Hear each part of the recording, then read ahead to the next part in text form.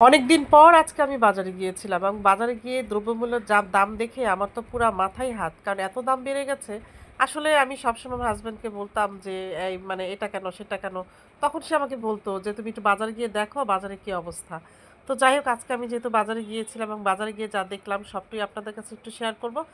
আসসালামু আলাইকুম ওয়া রাহমাতুল্লাহি ওয়া বারাকাতুহু। কেমন আছেন সবাই? আলহামদুলিল্লাহ আমি তো ভালো আছি। তবে বাজারে যাওয়ার পর আসলে মাথাটা ঘুরে গেছে। যাই হোক দেখতে পাচ্ছেন এখানে বুটের ডালটা আমি ভিজিয়ে রেখেছিলাম। আমি বুটের ডালটা আসলে গরুর মাংস দিয়ে রান্না করব। আর এখানে দেখতে পাচ্ছেন করলা ভাজি। মানে এটা করলা না, এটা উস্তা ভাজি বলা যায়। কারণ এটা ছোট, ছোট ছিল। তো যাই হোক উস্তাটা আমি আলু দিয়ে একটু ভাজি করে নিচ্ছিলাম। আর এই উস্তা ভাজিটা কিন্তু আমার কাছে কেন, আমার শাশুড়ি মা, আমার হাসব্যান্ড এবং আমার মেয়ে আমাদের কাছে কিন্তু অনেক ভালো লাগে। তো যাই হোক মাছগুলো দেখতে পেয়েছিলেন। এখানে বিভিন্ন ৫ রকমের মাছ আছে। যাকে বলে পাঁচমিশালি মাছ। তবে এখানে একটা প্রিয় মাছ আছে সেটা হচ্ছে কাজলি মাছ। আর কাজলি মাছটা কিন্তু আমার অনেক পছন্দ। আমার বলতে না, আমাদের পরিবারের সবারই অনেক পছন্দ। বিশেষ করে আমার ছোট ভাই কিন্তু অনেক পছন্দ করে কাজলি মাছটা। তো যাই হোক মাছটা রান্না করতে গিয়ে ছোট ভাইয়ের কথাটা মনে পড়ে গেল। মনে করছিলাম আর মাছটা আসলে মাখিয়ে রান্না করছিলাম। তো যাই হোক মাছটা কিন্তু আমি হাতে মাখিয়ে রান্না করে নিব। এদিকে কিন্তু আমি গরুর মাংসটা ভালোমতো কষিয়ে নিচ্ছিলাম। যেহেতু আজকে ১ম রোজা, ইফতারির পরে সবাই ভাত খাবে কি খাবে না সেটা জানি না। কিন্তু আমার আসলে রান্না করতে হবে। যাই হোক এখানে বুটের ডালটা কিন্তু ভিজিয়ে রেখেছিলাম। সেটা ধুয়ে আমি ভালোমতো কষিয়ে আমি রান্না করে নিব। যেহেতু অনেক দিন হয়েছে আমি বুটের ডাল দিয়ে আমি মাংস খাই না। তো আমি কিন্তু এটা শবে বরাতের মধ্যে বলেছিলাম যে আমি বুটের ডাল দিয়ে খাবো। আর এখানে দেখতে পাচ্ছেন গুঁড়া মাছটা কিন্তু আমি রান্না করে নিয়েছি। এটা একটু ঝোল রেখেছি কারণ আমি পরে আবার গরম করব। তো যখন গরম করব আসলে ঝোলটা তখন শুকিয়ে যাবে। আর এখানে টমেটো ধনিয়া পাতা দিয়ে ডাল রান্না করেছিলাম। আর রোজার মধ্যে এত কিছু আসলেই খাওয়া যায় না, তারপরও করেছি। এখানে কিন্তু আমি বুটের ডালটা দিয়ে ভালো মতো কষিয়ে তারপর আসলে রান্নাটা কমপ্লিট করার চেষ্টা করেছিলাম। তো বাকিটা আপনারা দেখতে পাচ্ছেন। কেমন হয়েছে অবশ্যই কমেন্টসে জানাবেন।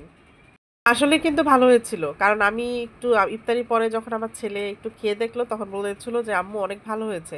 আর এখানে কিন্তু আমি ইফতারি আয়োজন করতে চলে আসছি। যেহেতু একেকজন একেক রকম খাবে। তো এখানে আমি ছোলা ভুনা করছিলাম। যেহেতু ছোলা আমি এবং আমার ছেলে-মেয়ে আমরা কেউ খাই না।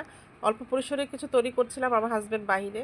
তো যাই হোক এখন এখানে আমি কিছু মানে হালিম রান্না করব। হালিমটা তো আমার ছেলে বা আমার আয়াজ আলফাজ আছে ওদের অনেক পছন্দ। তো হালিমটা আমি তৈরি করে নিচ্ছিলাম।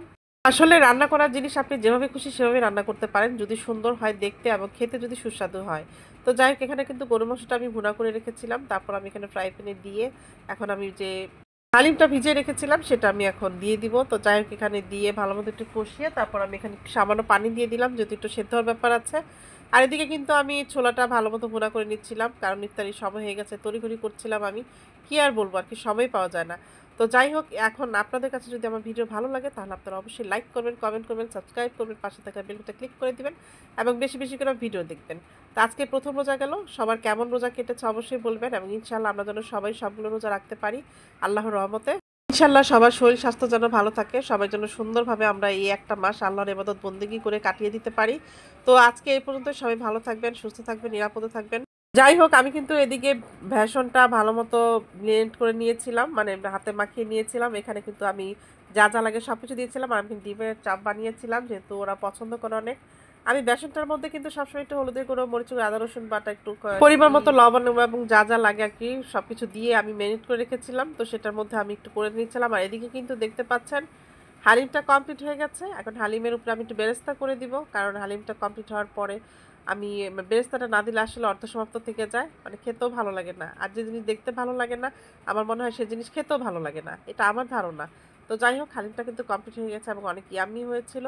আর রোজা মানে হচ্ছে হালিম, কারণ রোজার মধ্যে বাচ্চারা হালিম খাবে না এটা তো মানে প্রশ্নই আসে না।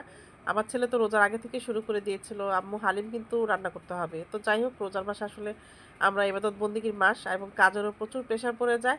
তো কম বেশি আসলে সবাই সবার পরিবারে থেকে সবাই চেষ্টা করে পরিবারের সবার জন্য ভালো মন্দ কিছু তৈরি করতে। তো আজকে এই পর্যন্ত সবাই ভালো থাকবেন, আল্লাহ হাফেজ।